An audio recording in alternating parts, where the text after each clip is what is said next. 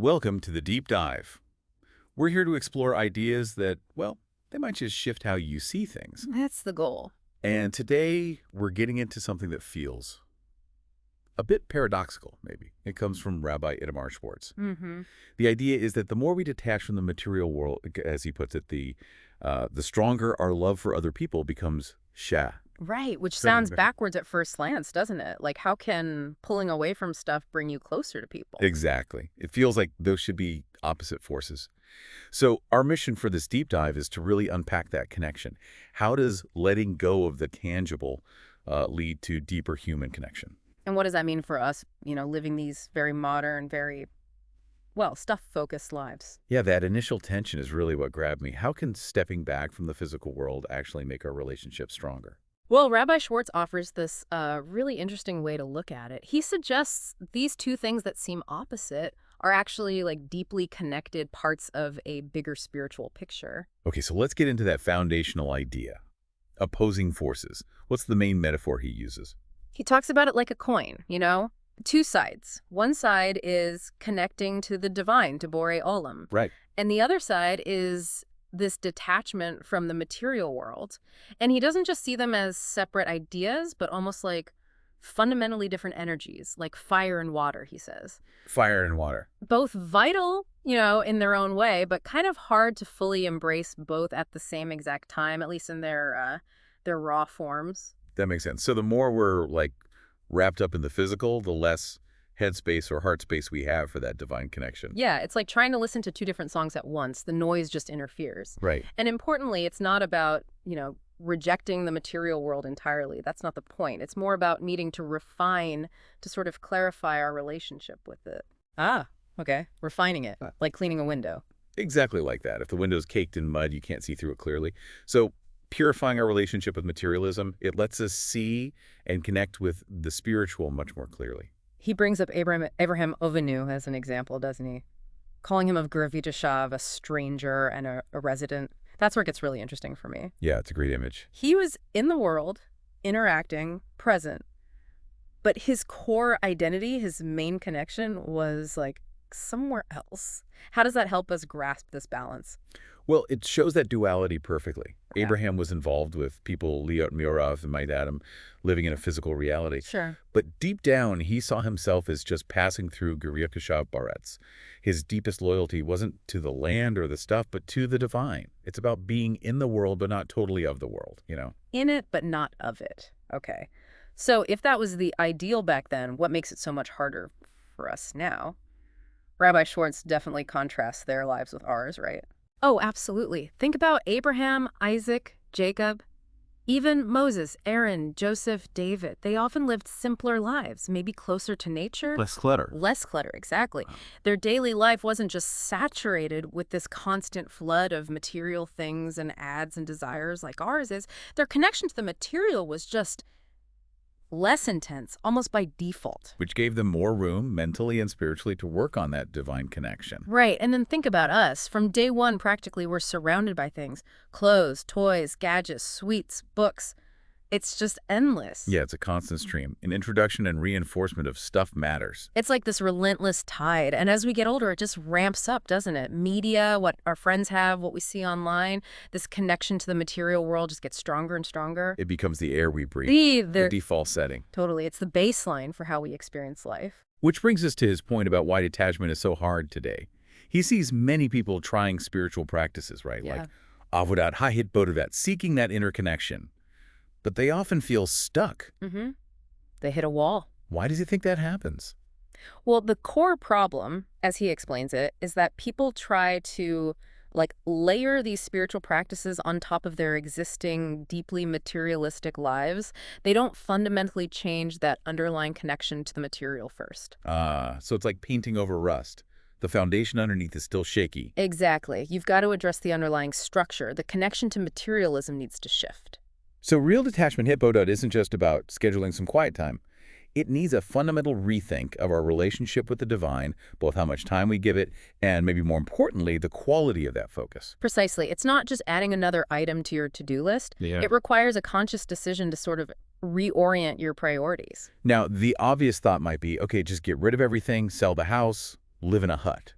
Does he address that kind of extreme approach? He does. He acknowledges that for some rare individuals, maybe that radical path works. But he's very practical about it for most people. Right. Suddenly ditching everything. That could cause huge problems, especially for families, for raising kids. It's often just not realistic or even healthy. So we need a path that works within our actual lives. How do we cultivate detachment sustainably while still being, here in the modern world? This is where he introduces that really helpful idea of external and internal work. Two different angles. Okay, let's start with the external. What does that look like? So the external work, even while you keep your general lifestyle, it involves consciously, periodically, giving up something material that actually matters to you personally. Not just random stuff, but something you actually desire or value. Yes, a deliberate act of saying no to a material want. And the key is gradual, thoughtful steps, right? Not blowing things up overnight. Exactly. It's a conscious exercise, choosing to step back from that specific thing you want. And the act itself, that conscious choice not to indulge, it starts to create a little bit of distance, a bit of detachment from materialism's grip. It's like flexing a muscle, the muscle of choosing something other than immediate gratification. Right. And it's not about self-punishment. It's about strengthening that inner control, that inner freedom. And this needs some thought too, doesn't it? It's not just picking things randomly. Oh, definitely. It requires contemplation, thinking about what to give up, but more importantly, why you're doing it. What's the deeper purpose? So reasoned judgment, a real desire for that inner life. Yes. And he stresses consistency. Little steps taken regularly are often more powerful than one huge, short-lived gesture, building that detachment muscle over time. Okay, that's the external. Now the internal work. This sounds like a bigger shift, maybe a change in perspective. It is. It's about fundamentally changing how we see our relationship with the whole material world. Yeah. And the core idea is acknowledging, really internalizing, its transience, its temporary nature. So the fact that we all eventually leave this world and our stuff behind. Exactly. The question isn't if we detach from our possessions, but when. It's inevitable. And realizing that isn't meant to be depressing, but more like a constant background awareness that shapes how we interact with everything now. Precisely. He does acknowledge, look, if you're super attached to the material, this thought might feel sad at first. Sure. But if you're already seeking something deeper, spiritually, then this understanding should actually inform, maybe even lighten, how tightly you cling to the material world. He mentions the sages, Chazal, emphasizing keeping mortality in mind, and he gives a practical technique for this. He does. He suggests, regularly, consciously looking at your possessions, your home, your furniture, your car, whatever, and really recognizing this is temporary. Imagine moving. Imagine ultimately leaving this life. What happens to all this stuff then? Where will it be? It's about making it specific, not just a vague idea, applying it to this chair, this house. Yes. Moving from the general concept to specific reflection. And he uses this great analogy.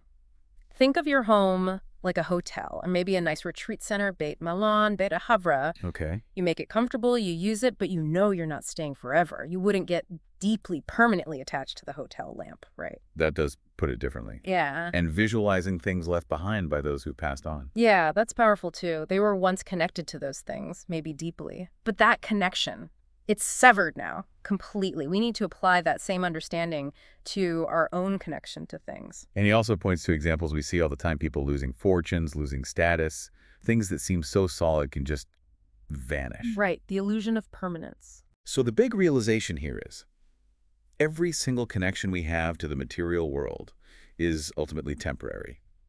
And as we really let that sink in, the intensity of that connection, its grip on us, naturally starts to loosen.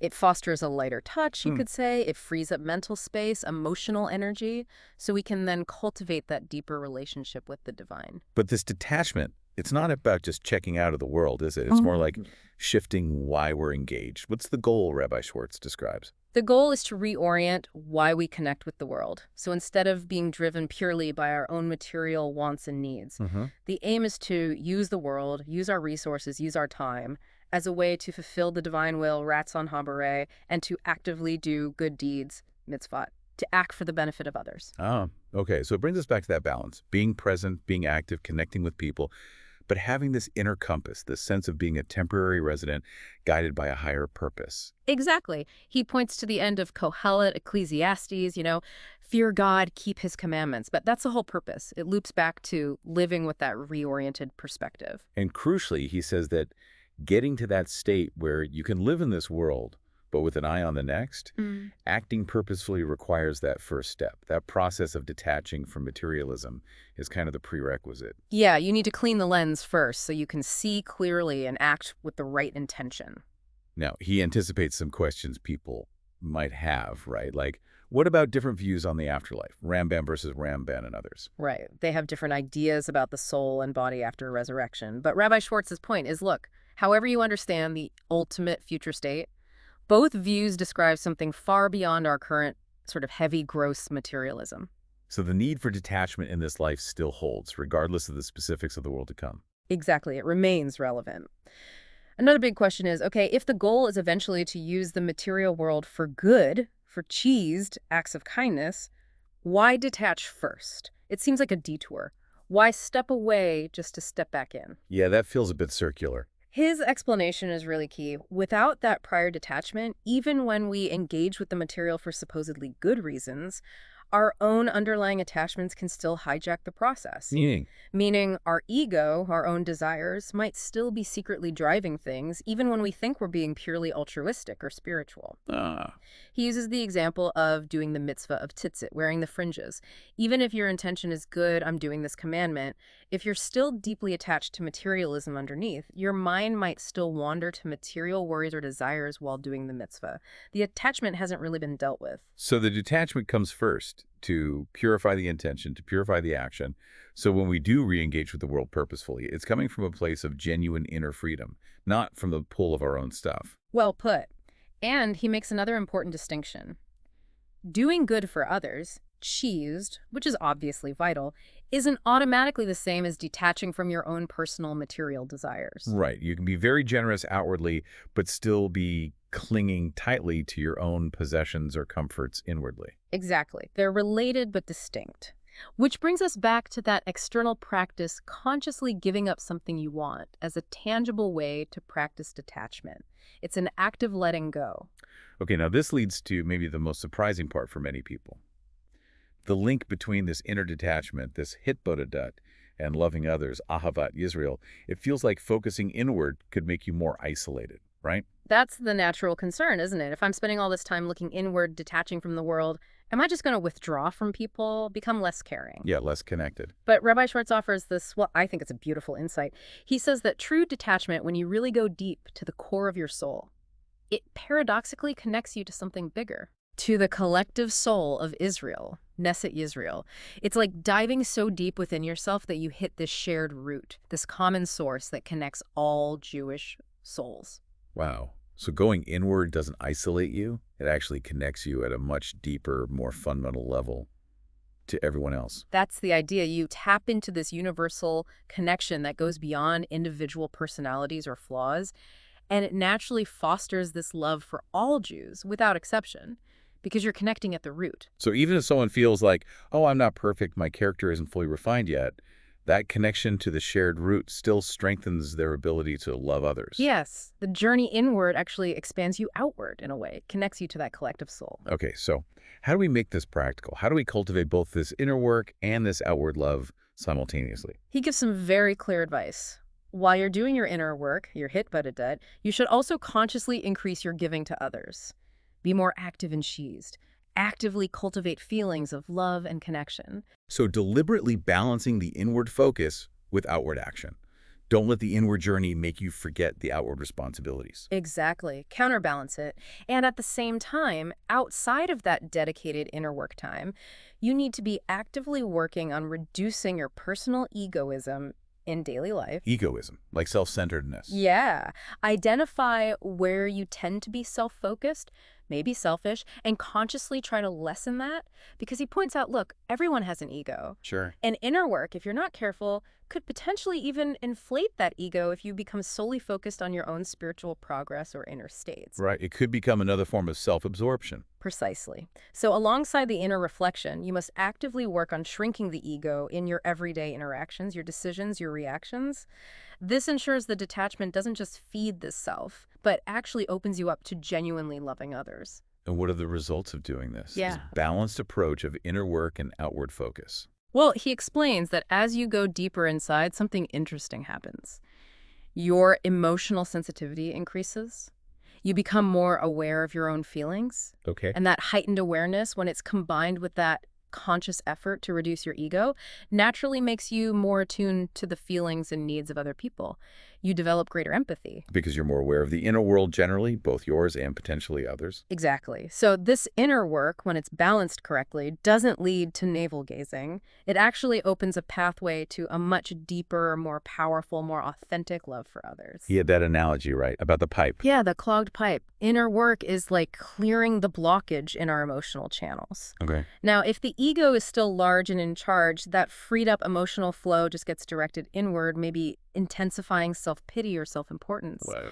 But if you're simultaneously working on reducing that ego, then that expanded emotional capacity, that cleared pipe, allows the flow to go outward, towards others, fostering real love, real compassion. It clears the way for connection. Exactly. It clears the internal channel so that love and empathy can flow more freely, connecting us more deeply, both to ourselves in a healthy way and definitely to the world and the people around us.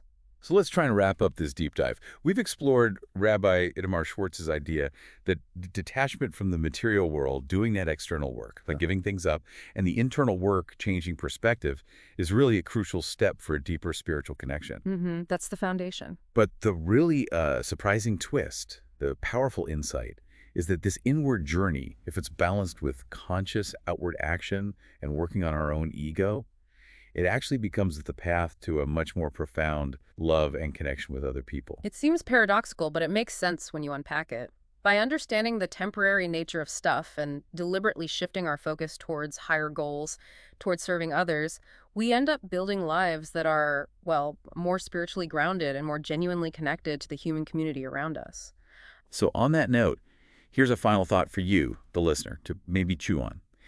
How might making just one conscious choice this week, just one, to loosen your grip on a particular material attachment? Maybe it's skipping an impulse buy. Maybe it's giving away something you don't truly need.